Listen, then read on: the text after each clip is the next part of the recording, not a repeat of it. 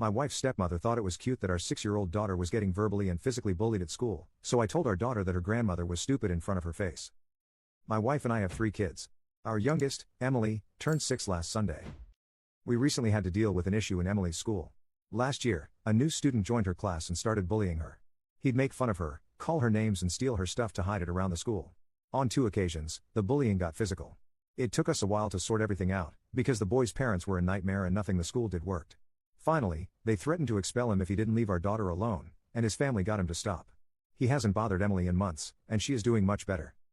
Because of how much of an ordeal this ended up being, many of our friends and family members know what happened.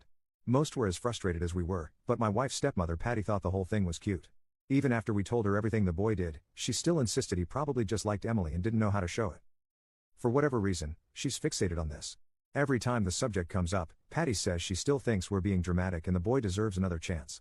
My father-in-law fluctuates between being angry at the school and agreeing the boy was probably harmless. They never spoke about this near the kids, and my wife and I don't give a shit what they think anyway, so we never worried much about this. We're throwing Emily a birthday party this Saturday. Because my Phil will be busy, we all had dinner together at a place Emily likes the day before her birthday. Near the end of the dinner, she started talking about her party, how excited she was and which of her friends were coming. My Phil asked Emily if the bully was invited. And before anyone replied, he obviously isn't, Patty added that it would be mean if she didn't invite him, because he liked her and would be very sad. Emily looked at me and my wife. I told her, don't worry honey, Grandpa and Patty are both very stupid. Don't listen to them. They looked shocked, but didn't try to argue. We had an awkward goodbye and went our separate ways. My Phil called us on Monday.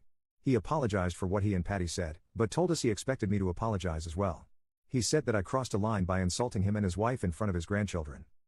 My wife and I have been on the same page throughout all this. But yesterday, she told me she was starting to wonder whether it wouldn't have been better to deal with this privately, especially since we don't like insulting people in front of the kids. Am I a jerk here? Update. I'm very grateful for the advice and support you gave me on my first post. Emily's birthday party went off without a hitch, and she had a great time with her friends. It's always bittersweet watching our little girl grow up so fast, but me and my wife enjoyed ourselves as well. We talked more about what happened over the last few days. My wife made it very clear that she didn't care that I called her father and Patty stupid and didn't think I should apologize, but was concerned about our kids thinking I was a hypocrite. We always aim to teach them to be kind and avoid insulting others, and it doesn't feel fair to hold them to standards we don't hold ourselves to. So Friday night, we sat the kids down and discussed what I'd said.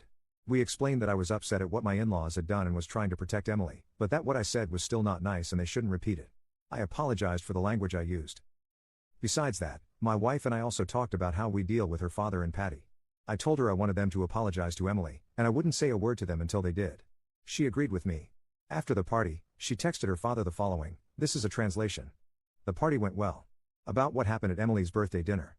My name, will not apologize. Patty has no right to tell our daughter how she should feel about the boy who made her life hell for months, and neither do you. I'll call you tomorrow and you'll apologize to your granddaughter. If your wife wants to continue being a part of the children's lives, she will too. And if she mentions that boy again, I'll have to seriously rethink the role we're letting her have here. This isn't up for discussion. She showed me the text before sending it, but I agreed with pretty much everything. They had a short fight about it, but he agreed in the end. I offered to apologize to keep the peace and my wife told me not to.